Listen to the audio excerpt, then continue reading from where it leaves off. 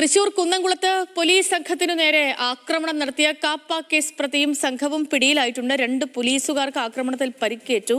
ഗുരുവായൂർ സ്വദേശി ആദീപിനെ പിടികൂടാൻ ശ്രമിക്കുന്നതിനിടയിലാണ് ആക്രമണം ഉണ്ടായത്. ദൃശ്യങ്ങളുണ്ട് നമ്മുടെ കയ്യിൽ, അത് കാണാം.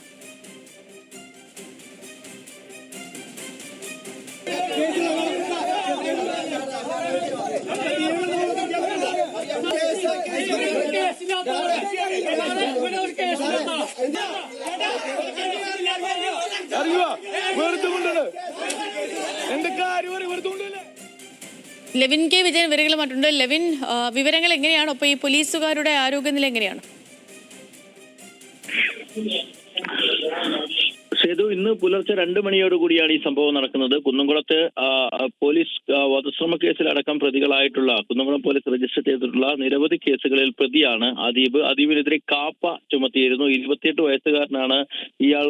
മുൻപും പോലീസിനെ ആക്രമിച്ച കേസിൽ പ്രതിയാണ്. ഇന്നലെ രാത്രി തിരുവോണ ദിവസം വൈകി ചീരംകുളം പാടത്തിന് സമീപം പ്രതിയും സംഘവും ഇരിക്കുന്നുണ്ടെന്ന രഹസ്യ വിവരത്തിന്റെ തുടർന്നാണ് കുന്നംകുളം പോലീസ് സ്റ്റേഷനിലെ ഉദ്യോഗസ്ഥർ അവിടേക്ക് എത്തുന്നത്. പോലീസിനെ കണ്ടപാടെ പ്രതിയും സംഘവും പോലീസിന് നേരെ ആക്രമണം നടത്തുകയായിരുന്നു. ഇയാളെ കസ്റ്റഡിയിലെടുക്കാൻ ശ്രമിക്കുന്നതിനിടെ പോലീസ് സ്റ്റേഷനിൽ ഉണ്ടായിരുന്ന സംഘത്തിന് നേരെ പ്രതികൾ ആക്രമണം നടത്തുകയായിരുന്നു. CPOമാരായ രതീഷ്, ദേവനാരായണൻ എന്നിവർക്ക് പ്രതികൾ ആക്രമിച്ച് പരിക്കേൽപ്പിച്ചു. രതീഷിന്റെ കുന്നംകുളം താലൂക്ക് ആശുപത്രിയിൽ പ്രവേശിപ്പിച്ചിരിക്കുകയാണ്. കഴുത്തിനടക്കം പരിക്കുകളുണ്ട്.